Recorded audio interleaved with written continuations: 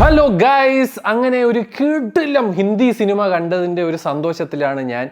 Kill എന്നാണ് ഈ സിനിമയുടെ പേര് കേട്ടോ. കിൽ 2023 ഇറങ്ങിയ സിനിമയാണെന്നാണ് IMDb പറയുന്നത്. പക്ഷേ ഇത് 2024 ഇന്നാണ് ഞാൻ ഈ സിനിമ ദുബൈയിലെ വോക്ക് സിനിമാസിൽ കാണുന്നത്. ആൻഡ് ഈ പടത്തിൻ്റെ ഡയറക്ടർ, അവൻ്റെ പേരെടുത്ത് പറഞ്ഞേ പറ്റുള്ളടേ, നിഖിൽ നാഗേഷ് ഭട്ട്.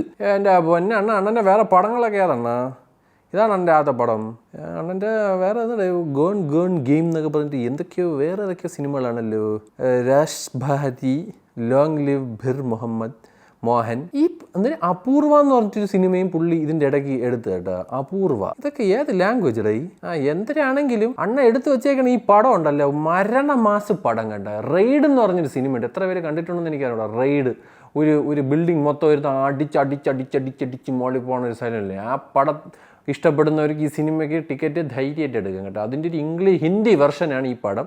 റൈറ്റിംഗ് ക്രെഡിറ്റ്സ് പോട്ടെ. മ്യൂസിക് ബൈ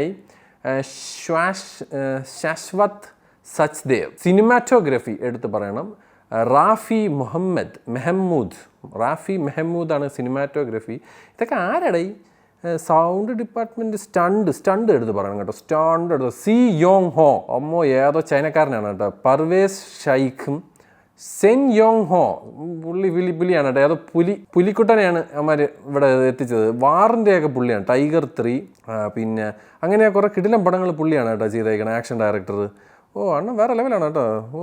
ചുമ്മാ അല്ല, എന്തിനാണെങ്കിലും ഒരു രക്ഷയില്ലായിരുന്നു കേട്ടോ. ഒരുപാട് ഡിപ്പാർട്ട്മെൻറ്റ്സും കാര്യങ്ങളൊക്കെ ഉണ്ട്. അതുപോലെ മേക്കപ്പ്, അതുപോലെ വിഷ്വൽ എഫക്ട്സ്, ആർട്ട് ഡിപ്പാർട്ട്മെൻറ്റ്, ഒരുപാട് സാധനങ്ങൾ എടുത്ത് പറഞ്ഞു. നിങ്ങൾക്ക് ആ സിനിമ കാണുമ്പോൾ മനസ്സിലാവും. എസ്പെഷ്യലി മേക്കപ്പ് ഡിപ്പാർട്ട്മെൻ്റ് ഉണ്ടല്ലോ, ഈ മുറിവിൻ്റെ ഇതിൻ്റെയൊക്കെ. ഹാറ്റ്സ് ഓഫ് ബോയ്സ്, നിങ്ങൾ പൊളിച്ചിട്ടുണ്ട്. അതുപോലെ പടം എന്ന് പറഞ്ഞാൽ നിങ്ങൾ ഇത്ര ആലോചിച്ചാൽ അതൊരു ട്രെയിന്. ആ ട്രെയിനിൻ്റെ അകത്ത് 2 NST കമാൻഡോസ് കയറുകയാണ്.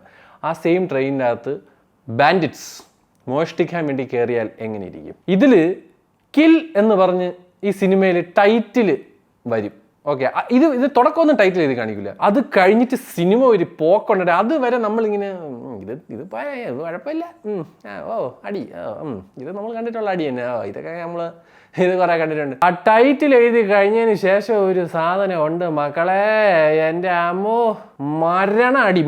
അതിൽ എടുത്ത് പറയേണ്ട ഇതില്ല, നടൻ ഏത് നടനാണോ എന്തോ. എനിക്ക് എവിടെയൊക്കെ നമ്മുടെ യവ ഉണ്ടല്ലേ, നമ്മുടെ ആദിത്യ റോയ് കപൂർ, അവൻ്റെയൊക്കെ ഒരു ലുക്ക് എനിക്ക് കിട്ടിയത്. ലക്ഷയ് എന്നാണ് ഈ പയ്യൻ്റെ പേര്. വല്ല നെപ്പോ ആയിരിക്കും.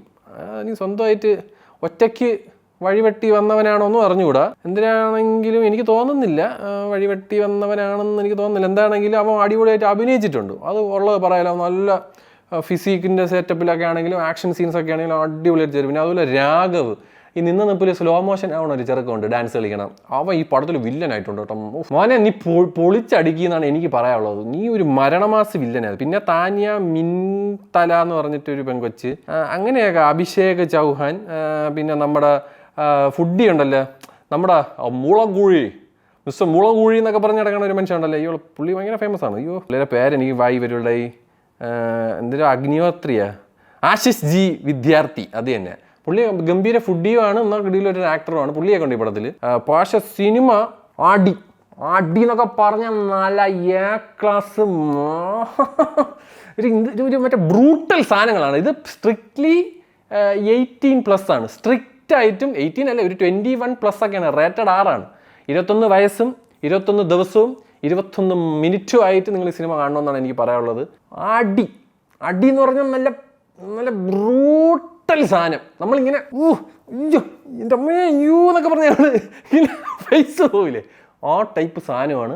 അപ്പോൾ ആ ടൈപ്പ് പടങ്ങൾ ഇഷ്ടപ്പെടുന്നവർക്കും ആ ടൈപ്പ് പടങ്ങൾ ഓക്കെ ആകുന്നവർക്ക് ഈ പടം എടുക്കുക. അതായത് ഞാൻ ഈ സംഭവം ഇത്രേ ഉള്ളൂ. റെയ്ഡ് എന്ന സിനിമ ഇഷ്ടപ്പെട്ടിട്ടുണ്ടെങ്കിൽ ഇത് ഇഷ്ടപ്പെടും. അമ്മാരി ബ്രൂട്ടൽ സാധനം. ഞാൻ ഭയങ്കര എൻജോയ് ചെയ്യുന്നുണ്ട്. എനിക്ക് നല്ല രസമായിരുന്നു. പക്ഷേ അവസാനവും ഞാൻ വിചാരിച്ചതുപോലെ തന്നെയാണ് കൊണ്ട് നിർത്തിയത്. അതുകൊണ്ട് എനിക്ക് വെരി ഗുഡ് എന്ന് എനിക്ക് പറയാൻ പറ്റി. ബട്ട് എനിവേസ്, കിടിലം പടം, കിടിലം പടം. ഹിന്ദി സിനിമയിൽ കുറേ നാൾക്ക് ശേഷം ഒരു പൊളപ്പായി ആക്ഷൻ പടം കണ്ടടേ. I am very happy. So നിങ്ങൾ കണ്ടവരാണെങ്കിൽ താഴെ നിങ്ങളുടെ അഭിപ്രായം പറയുക. എനിക്ക് തോന്നുന്നത് ഇത് നാളെയാണ് നാട്ടിൽ റിലീസ് എന്ന് തോന്നുന്നു, if I'm not the wrong. Anyways, ഞാൻ കണ്ടു. So bye guys, by.